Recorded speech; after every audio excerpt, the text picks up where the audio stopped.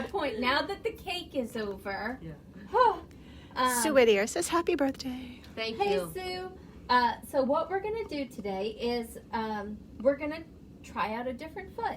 Today's foot is called the Spanish hem foot. And so what it looks like, it has a little guide here that perfectly spaces when you're joining two finished edges. So it has a little groove here. So each piece rides along the groove, and that's what the groove is, what spaces it. There's also, within that groove, there is another groove that you could add a piece of very fine cording, so you could stitch over it and incorporate like a splash of color. It would look really nice in between, so it's sewn in place and just kind of floats there with the stitches around it. So that's the spacer, and that's the foot. So the first thing we're going to do is we're going to give a caution. If you have an Epic 2, this is one of those feet that you're going to have to reduce your stitch size, your width. So this machine, the Epic 2, has 9mm stitches, which is like insanely humongous. Most of our machines before that will do like a 7. So this width right here, that's a 7mm stitch. So a 9. Hey, boss lady, yes. You want to bring over that stitch sampler that shows the width of those stitches? Thank you. So this is a 7mm stitch. I know that this foot is not made for my Epic 2. It will work with an Epic 1. It will work with a variety of machines. But when I come to this machine, because its stitches are so wide, look at this. Look at how wide these stitches are. So let's put that. This is a 7mm stitch, and this is an OmniMotion stitch. Do we have? Here we go. So here we have the perfect actual sample. So 9mm versus 7. So this is a 7mm stitch. That's a 9. They're both gorgeous, but when it comes to stitching them out, we really do have to pay attention. And when that little pop-up pops up and says, if you're doing over a 7, or if you have a 7mm foot, you need to adjust your stitch width. Don't shut that pop-up up, people. I don't even, and I use my machine a lot, but I will not turn off that pop-up, because otherwise, one of these days, I'm gonna just hit the default size and I'm gonna break a needle and do all kinds of bad things, and I don't want to play that game. So there we go. That's our warning. That's our cautionary tale. So the piece that I brought out today is a mock napkin. So it's, as I said before, this is to connect two finished seams. So what my lovely assistant did was she hemmed this piece in, and I stitched over it to hem it in place. I have one that isn't done yet. So see, she just hid the raw edge in between, and I'm going to stick that down with the same stitch I'm going to use with my Spanish hem stitch foot. So I have my regular A foot on. It has a lovely little red dot that's going to allow me to follow the fold, so I can stitch on either side.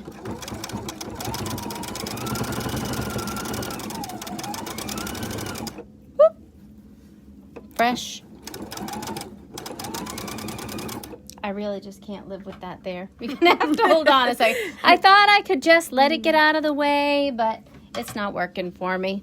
So here I go. I'm going to have the inner fold ride that red line.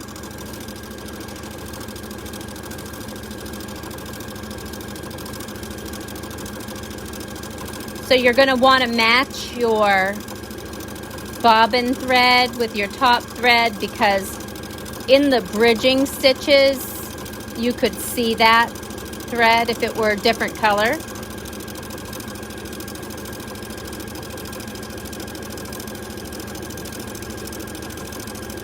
I'm cruising along.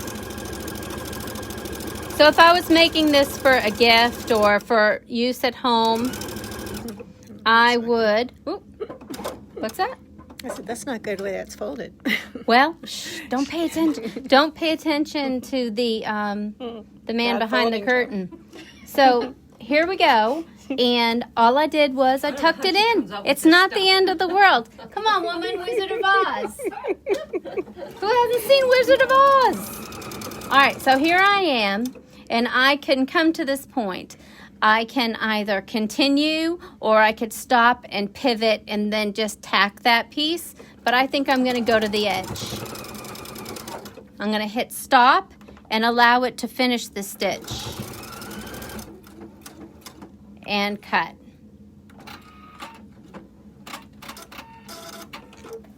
Okay. Mostly cut. So here I have my hemmed piece, right? Now I could come in right here and I would do the same thing. I would go all the way down and around the entire piece. But we don't have time for that. So we're going to add our trim piece. And really, the idea of doing this, I'm going to take this A foot off and I'm going to add this little guide here. You guys have little holes on either side of your feed teeth on most of your plates, and if you don't, you can always get a new plate. So that fits right there. And here's my little foot.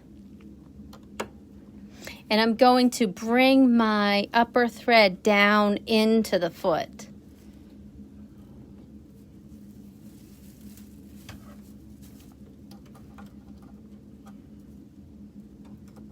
Oh, come on.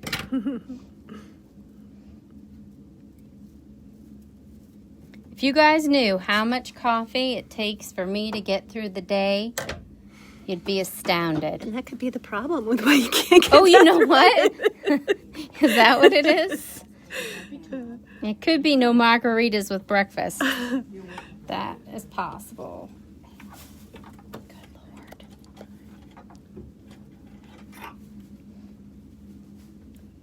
Bye, Joy. Everybody say bye to Joy. Bye, Joy.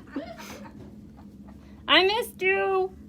Bye. Oh, there she is. Is she not the cutest little thing? All right, so there I go. I'm sure you guys could do that easier than that, but I'm feeling challenged today. So this is my trim piece.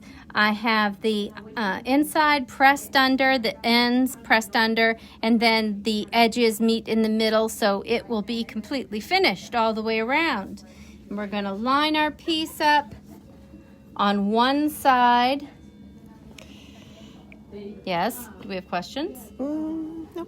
Okay. So I'm going to line up that piece on one side of the little guide in the bottom, and then I'm going to have my folded edge. See? So this will be my outside fold, and that's going to start on that side. And I'm actually going to hold my thread tails when I get started because it's kind of stitching in air and I don't want them to get sucked down into the machine.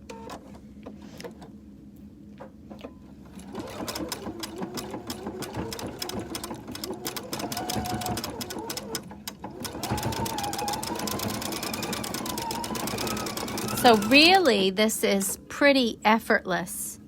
As long as I make sure that my hemmed piece stays flush.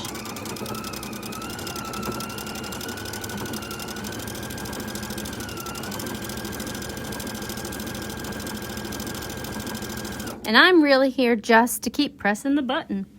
So isn't that pretty?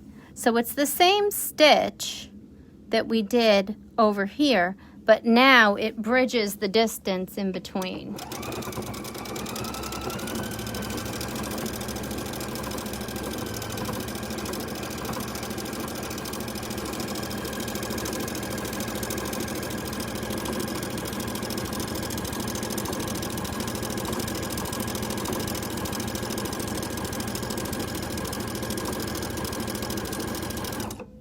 So these are stitches often used in heirloom sewing. And it's beautiful, like there. Okay, so I'm not going to bother to finish because now you guys have seen it. It's very easy. I can go through the whole thing. And that's, like I say, often used in heirloom sewing, but we can go beyond that.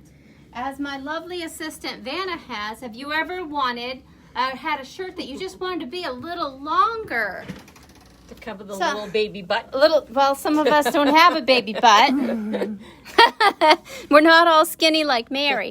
So all I did was, this is a cheap $5 Walmart t-shirt, and I set my machine to a stretch stitch, and I bought a piece of ruffled lace, and it goes all the way around. And wouldn't that be cute with some leggings or even a pair of skinny jeans, something like that? Really cute. Nice. So then I had another sample over here, another $5 t-shirt and a piece of ribbon trim.